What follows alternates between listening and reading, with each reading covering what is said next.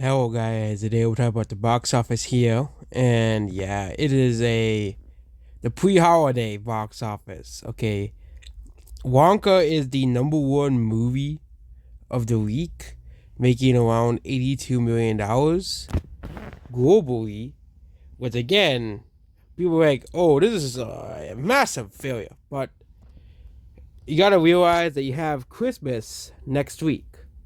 Okay, you have the big Christmas to New Year's coming, you know, very, very soon.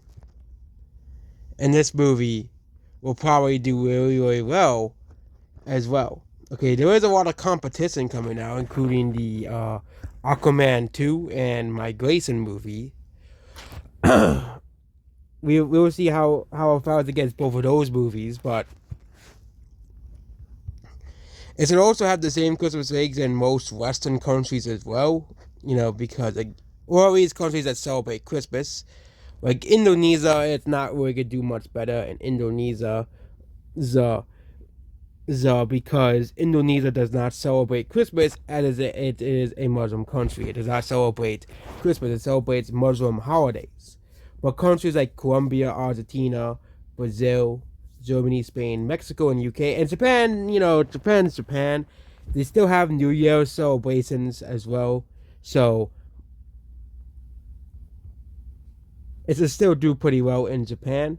China, it'll probably drop in that context, but it is actually the second highest opening for a live action musical ever, because typically musicals do not make money.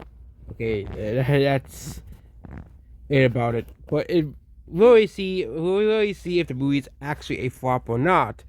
The talking heads, of course, already declared this movie a flop before the holidays come around. But I think Warner is probably confident that this movie will do well over the holidays. There was a reason why they released it a week before Christmas and not sometime in September or November. Because they know kids are going to be off and people are going to want to see this because Willy Wonka is a recognizable character. Duh.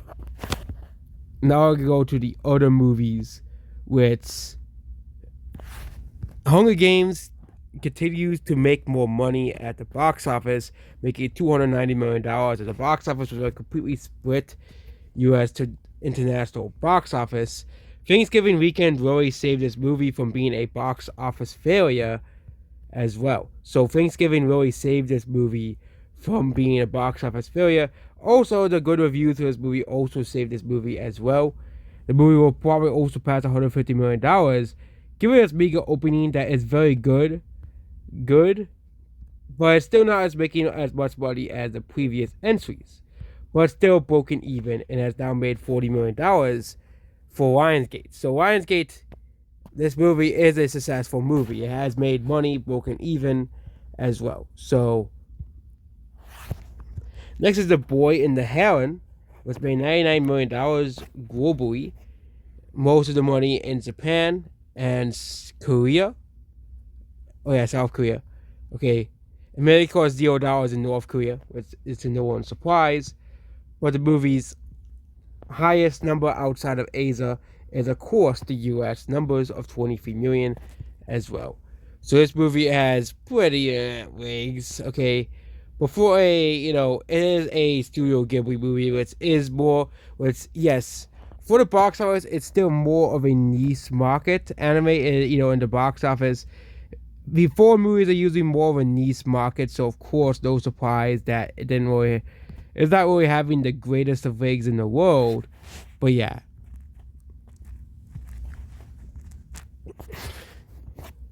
Godzilla Minus One will continue to add to its profits, making around $57 million globally. I don't think they updated the international numbers for this movie yet, but it has made a lot of money. And this movie costed absolutely nothing to make. So $20 million made for Godzilla Minus One. So yeah. Of course, it made a lot of money in Japan, obviously. So yeah. Next is Trolls Band Together. This movie actually has updated to $183 million. It was $182 million, but this movie is a box office failure. Of course, it could do well over the holidays, but it's not gonna really make all too much money over the holidays as it was made as a Thanksgiving movie, and it didn't really do too well over Thanksgiving. Again, Wonka could suffer a similar fate to Trolls Band Together. I thought that Trolls could become a sleeper hit over Thanksgiving, but really did not. It really did not become a sleeper hit like I thought it would. It actually did do too well over that weekend, dropping 60%, which is not a good thing for Trolls Band Together as well, was which really hurt this movie at the end. But Wonka needs to make much more money if it wants to make money. But Trolls Band Together is, of course, proof of every movie wants us in a holiday weekend.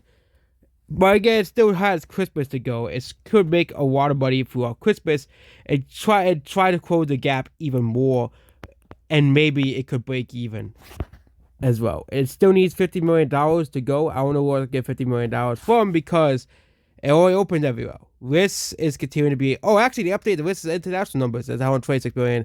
But either way, this movie is a massive, massive box office failure for Disney, making $126 million, which is awful for Disney, considering the fact that this movie costed $200 million to make. So it might not even pass the budget, the amount it costed to make this movie. And it seems that it's not having any Elemental style comeback, or it won't have any second life like Santo did on Disney Plus as well. So this movie is doing pretty poorly, all things given, as well. So next is Napoleon. The movie is slowing down massively internationally and domestically, doing even worse than this. Again, I'm not too surprised by this. Again, Apple is going to have to explain it to themselves that these movies, these $200 million budget movies, yes, they spent $200 million on this and The Killers in the Flower Moon. Apple quite possibly made two of the biggest flops in history.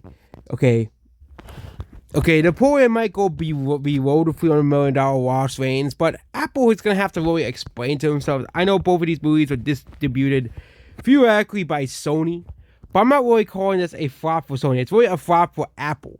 Okay, a flop for Apple because Apple is the ones that really own this movie. Which means, yes, Sony will probably lose some money on this movie, but most of the majority of the loss will be going to Apple themselves. Which, unless they can do, wonders on Apple TV, which not everybody owns an Apple TV, Apple. Okay, okay. But yeah.